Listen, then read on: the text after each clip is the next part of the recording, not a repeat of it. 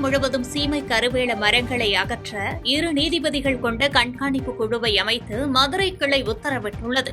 தமிழகத்தில் விவசாயத்தையும் நிலத்தடி நீரையும் பாதிக்கும் சீமை கருவேல மரங்களை அகற்ற கோரி மதிமுக பொதுச் செயலாளர் வைகோ தொடர்ந்த வழக்கில் உயர்நீதிமன்ற மதுரை கிளை முக்கிய தீர்ப்பளித்துள்ளது. இதன்படி வட மாவட்டங்களுக்கு ஓய்வு பெற்ற நீதிபதி பாரதிதாசன் மற்றும் தென் மாவட்டங்களுக்கு ஓய்வு பெற்ற நீதிபதி செல்வம் ஆகியோர் தலைமையில் கண்காணிப்பு குழு அமைக்கப்பட்டுள்ளது. இம்மரங்களை அகற்றுவது குறித்து 39 வழிகாட்டுதல்களை வழங்கிய நீதிபதிகள் இப்பணியில் அனைத்து அரசு துறைகளையும் ஈடுபடுத்த ஆணையிட்டனர். இதனை வரவேற்ற மதிமுக பொதுச் செயலாளர் வைகோ தேர்தலுக்கு பின் தாமே நேரடியாக இப்பணியில் ஈடுபடப் போவதாக தெரிவித்துள்ளார். திருப்பரங்குன்றம் மலை உச்சியில் தீபம் ஏற்றாத அதிகாரிகள் மீதான நீதிமன்ற அவமதிப்பு வழக்கு ஏப்ரல் 9ஆம் தேதிக்கு ஒத்திவைக்கப்பட்டுள்ளது. மதுரை திருப்பரங்குன்றம் மலை உச்சியில் கார்த்திகை தீபம் ஏற்ற உத்தரவிட்டும் அதனை செயல்படுத்தாத கோவில் நிர்வாகம் மற்றும் அரசு அதிகாரிகள் மீது நீதிபதி GR சுவாமிநாதன் முன்னிலையில் நீதிமன்ற அவமதிப்பு வழக்கு விசாரணைக்கு வந்தது. அரசு தரப்பில் மேல்முறையீடு மற்றும் தடை உத்தரவு குறித்து வாதிடப்பட்ட நிலையில் நீதிமன்ற உத்தரவை மதிக்காத அதிகாரிகள் குறித்து அதிருப்தி வெளியிட்ட நீதிபதி விசாரணையை ஏப்ரல் 9ஆம் தேதிக்கு ஒத்திவைத்தார். இது தொடர்பான மேல்முறையீட்டு வழக்கு ஏப்ரல் 8இல் விசாரணைக்கு வருவது குறிப்பிடத்தக்கது. 2026 சட்டமன்ற தேர்தலில் திருவாரூர் தொகுதியில் திமுக, அதிமுக மற்றும் தமிழக வெற்றிக் கழக வேட்பாளர்கள் குறித்து எதிர்பார்ப்பு அதிகரித்துள்ளது. தமிழகத்தின் மிக முக்கிய தொகுதியான திருவாரூரில் வரவிருக்கும் தேர்தலில் கடும் போட்டி நிலவும் என எதிர்பார்க்கப்படுகிறது. திமுக சார்பில் தற்போதைய சட்டமன்ற உறுப்பினர் பூண்டி கலைவாணன் மீண்டும் போட்டியிட வாய்ப்புள்ள நிலையில் அதிமுக சார்பில் நகர்மன்ற உறுப்பினர் களியபெருமாள் பெயர் அடிபடுவதாக சொல்லப்படுகிறது. முதன்முறையாக களம் காணும் தமிழக வெற்றிக் கழகம் சார்பில் மாவட்ட தலைவர் மதன் அல்லது வழக்கறிஞர் பிரிவு மதிவாணன் போட்டியிடலாம் என அரசியல் வட்டாரங்கள் தெரிவிக்கின்றன. ஏப்ரல் 23இல் தேர்தல் நடைபெறவுள்ள நிலையில் இத்தொகுதி தற்போதைய கவனிக்கத்தக்க இடமாக மாறியுள்ளதாக கூறப்படுகிறது. தாம்பரம் அருகே சாலையில் கண்டெடுத்த 5 சவரன் தங்க நகையை காவல் நிலையத்தில் ஒப்படைத்த கூலி தொழிலாளி முருகன் என்பவருக்கு பாராட்டுகள் குவிந்து வருகின்றன. சென்னை சேலையூர் பகுதியைச் சேர்ந்த கூலி தொழிலாளி முருகன் சாலையில் கிடந்த ஒரு பையை கண்டெடுத்துள்ளார். அதில் 5 சவரன் தங்க நகை இருப்பதை அறிந்த அவர் உடனடியாக சேலையூர் காவல் நிலையத்தில் ஒப்படைத்தார். அதே சமயம் நகை தொலைந்தது குறித்து ரேவதி என்பவர் அளித்த புகாரின் அடிப்படையில் ஆவணங்கள் சரிபார்க்கப்பட்டு நகைகள் அவரிடம் ஒப்படைக்கப்பட்டன. முருகனின் நேர்மையை பாராட்டி காவல்துறை உதவி ஆணையர் அவருக்கு பொன்னாடை போர்த்தி கௌரவித்தார். குடிநீர், சாலை மற்றும் மின்சார வசதி இல்லாததால் ராமநாதபுரம் மாவட்டத்தின் கானாட்டாங்குடி கிராம மக்கள் 2026 தேர்தலை புறக்கணிக்க முடிவு செய்துள்ளதாக தகவல் வெளியாகியுள்ளது. ராமநாதபுரம் மாவட்டம் RS மங்கலம் ஊராட்சிக்குட்பட்ட கானாட்டாங்குடி கிராமத்தில் கடந்த 20 ஆண்டுகளாக அடிப்படை வசதிகள் செய்யப்படவில்லை என்று மக்கள் குற்றம் சாட்டுகின்றனர். கிராமத்தில் கிடைக்கும் ஊரணி நீரை பயன்படுத்துவதால் புற்றுநோய் பாதிப்பு ஏற்படுவதாகவும், சாலை வசதி இல்லாததால் ஆம்புலன்ஸ் வர முடிவதில்லை என்றும் மக்கள் வேதனை தெரிவிக்கின்றனர். மேலும் இதுகுறித்து அதிகாரிகளிடம் பலமுறை மனு அளித்தும் நடவடிக்கை இல்லாததால் 2026 சட்டமன்ற தேர்தலை புறக்கணிப்பதாக பதாகைகள் வைத்துள்ளனர். தங்களது கோரிக்கை குறித்து தீர்வு கிடைக்காவிடில் அடையாள அட்டைகளையும் ஒப்படைக்கப் போவதாக எச்சரித்துள்ளனர். தார் சாலைன்னு பார்த்தீங்கன்னா ரொம்ப மோசமாக இருக்குது. ஒரு மாசமாக இருக்க ஒரு கர்ப்பிணி பெண்களோட அவசரத்தில் ஒரு 10 கிலோமீட்டர் ஸ்பீடில் தான் போக முடியுது. அப்படி போய் ரொம்ப ஒரு ஆஸ்பத்திரி போனால் ரொம்ப திட்டுறாங்க, டாக்டர் பையா எவ்வளோ லேட் பண்ணி வந்தாங்க. நேற்று கூட பார்த்தீங்கன்னா ஒரு எங்கள் மாமாவுக்கு வந்து உடம்பு சரியில்லாமல் போயிடுச்சு. கூட்டி கொண்டு தேவட்டில் சிவகுமார் ஆஸ்பத்திரியில் ரொம்ப எல்லாருமே சங்கடப்பட்டு திட்டினாங்க. ஒரு அரை மணி நேரத்துக்கு கூட்டு வந்தால் இன்னும் ஹெல்த்தியாக இருந்திருக்கனால எவ்வளோ லேட்டாக கொண்டு வந்து சங்கடப்படுறாங்க. ஸோ கவர்மெண்ட்டு எது மக்கள் வாங்க முடியுமோ அதை இலவசமாக கொடுத்துறீங்க. எதனால மக்கள் வாங்க முடியாது, எது கவர்மெண்ட் பண்ணுமோ அதை மட்டும் காலம் தாழ்த்தி தேர்வு ஏதாவது மக்கள் சிரமப்படுறாங்க.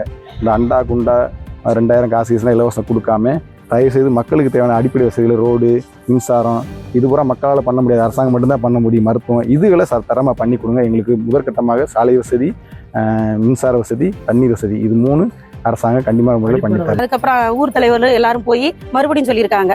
அதுக்கப்புறமும் வரல. இது நாங்கள் யோசிச்சு பார்த்தோம். இதுக்கு பரவாயில்ல, நம்ம தேர்தலை புறக்கணிப்பு பண்ணோம்னா அதுக்கப்புறமாச்சும் யாராச்சும் இது எங்களுக்கு புறக்கணிக்கணுன்றது எங்களோட நோக்கம் கிடையாது. எங்களுக்கு யாராச்சும் இந்த உதவிகளை பண்ணி கொடுப்பாங்களான்னு. ஏன்னா எவ்வளோ அப்டேட் ஆயிடுச்சு எல்லா கிராமமும். தருமபுரி மாவட்டம் அரூர் அருகே திருமணத்திற்கு மீறிய உறவு விவகாரத்தில் ஏற்பட்ட தகராறில் வாலிபர் கத்தியால் குத்தி கொலை செய்யப்பட்டது பெரும் பரபரப்பை ஏற்படுத்தியுள்ளது. தருமபுரி மாவட்டம் பெத்தூர் பகுதியைச் சேர்ந்த ஸ்ரீ வெங்கடேஷ் என்பவருக்கும் இளவரசன் என்பவரின் மனைவிக்கும் திருமணத்திற்கு மீறிய உறவு இருந்ததாக கூறப்படுகிறது. இது தொடர்பாக ஏற்பட்ட தகராறில் ஆத்திரமடைந்த இளவரசன் வெங்கடேஷை கத்தியால் சரமாரியாக குத்தியதில் படுகாயமடைந்த வெங்கடேஷ் உயிரிழந்துள்ளார். இதனை தடுக்க வந்த உறவினர் ஜலபதியும் காயமடைந்து சிகிச்சை பெற்று வரும் நிலையில் இச்சம்பவம் குறித்து வழக்கு பதிவு செய்த அரூர் காவல் நிலைய போலீசார் இளவரசனை கைது செய்து விசாரணை நடத்தி வருகின்றனர். அரசியல் மேடைகளில் பெண்களை இழிவுபடுத்தி பேசுவதை தவிர்க்க வேண்டும் என தமிழக வெற்றிக் கழக பொறுப்பாளர் கிருஷ்ணன் வலியுறுத்தியுள்ளார். முன்னாள் அமைச்சரும் தமிழக வெற்றிக் கழகத்தின் தேர்தல் பொறுப்பாளருமான கூப்பா கிருஷ்ணன் அண்மையில் சிபி சண்முகம் மற்றும் திண்டுக்கல் சீனிவாசன் ஆகியோர் பெண்களை பற்றி பேசியது வருத்தமளிப்பதாக கருத்து தெரிவித்தார். தமிழகம் பெண்மையை போற்றும் நாடு என்றும் தளபதி விஜய் தனது தேர்தல் அறிக்கையில் பெண்களின் பாதுகாப்பிற்கு முக்கியத்துவம் அளித்துள்ளதாகவும் அவர் குறிப்பிட்டார். சிவகங்கையில் வேலு நாச்சியார் படை அமைக்கப்படும் என்ற வாக்குறுதியை சுட்டிக்காட்டிய அவர் இனி யாரும் பெண்களை தரக்குறைவாக விமர்சிக்க கூடாது என கேட்டுக் கொண்டார். வள்ளலாருடைய வரிகள் எழுதப்பட்டது, எதிரொலித்தது கடலூர் மாவட்டத்திலே. அங்கே இருந்துபடி பேசுகிறார் என்று சொன்னார். உண்மையிலே எனக்கு வருத்தமாக இருக்கிறது. அவர் மன்னிப்பு கேட்டுவிட்டார். இது யாரும் அதை பற்றி கருத்து சொல்வதற்கு இயலாது. இருந்தாலும் பேசக்கூடிய பேச்சாளர்கள் ஒன்றை கவனத்தில் கொள்ள வேண்டும். இன்றைக்கு நான் இதை ஏன் சொல்லுகிறேன் என்று சொன்னால், எங்கள் இயக்கத்தினுடைய மாபெரும் தலைவர் தளபதி விஜய் அவர்கள் தன்னுடைய தேர்தல் அறிக்கையிலே ஒன்றை சொல்லுவார். பெண்களுக்கும் முதியவர்களுக்கும் குழந்தைகளுக்கும் இழைக்கப்படும் அனைத்து குற்றங்களையும் சிறப்பு நீதிமன்றத்தில் கொண்டு போய் விசாரிக்கப்பட்டு விரைவிலே தீர்வு காணப்படும் என்ற உறுதியை தந்திருக்கிறார். பெண்களை பாதுகாப்பதற்காகவே சிவகங்கை சீமையிலிருந்து வேலு நாச்சியார் படை அமைக்கப்பட இருக்கிறது என்பதை தெரிவித்திருக்கிறார். எனவே அப்படிப்பட்ட நாடு இந்த நாடு. இந்த நாட்டிலே பெண்களை இழிவுபடுத்துகின்ற செயலை எவரும் இனி முன்னெடுக்க வேண்டாம். பேரறிஞர் அண்ணா சொன்னது போல நல்ல நடை இருக்க நரகல் நடை நமக்கு இருக்கு என்ற உணர்வோடு பேச வேண்டும் என்று கேட்டுக்கொள்கிறேன். கோவையில் குடோனில் பதுக்கி வைக்கப்பட்டிருந்த பல லட்சம் மதிப்புள்ள 100 கிலோ கஞ்சாவை போலீசார் அதிரடியாக பறிமுதல் செய்தனர். கோவை குனியமுத்தூர் பகுதியில் உள்ள பழைய கார் உதிரி பாகங்கள் குடோனில் கஞ்சா பதுக்கப்பட்டுள்ளதாக கிடைத்த ரகசிய தகவலின் பேரில் போலீசார் சோதனை நடத்தினர். அங்கு மூட்டைகளில் வைக்கப்பட்டிருந்த 100 கிலோ கஞ்சாவை கைப்பற்றிய காவல் அதிகாரிகள் இது தொடர்பாக கேரளாவைச் சேர்ந்த ஒருவர் உட்பட 4 பேரை கைது செய்தனர். ஆந்திராவிலிருந்து இவை கடத்தி வரப்பட்டதா என்பது குறித்தும் இதன் பின்னணியில் உள்ள கும்பல் குறித்தும் தீவிர விசாரணை நடைபெற்று வருவதாக தகவல் வெளியாகியுள்ளது. செய்திகளை உடனுக்குடன் தெரிந்து கொள்ள கீழ்க்கண்ட கேபிள் மற்றும் டிடிஎச் நெட்வொர்க்குகளில் எம்நாடு செய்தி தொலைக்காட்சியை காணுங்கள். பாதகம் செய்பவரை கண்டால் நாம் பயம் கொள்ளலாகாது பாப்பா. மோதி மிதித்து விடு பாப்பா, அவர் முகத்தில் உமிழ்ந்து விடு பாப்பா. அண்மை செய்திகளை உடனுக்குடன் தெரிந்து கொள்ள இணைந்திருங்கள் எம்நாடு தொலைக்காட்சியுடன்.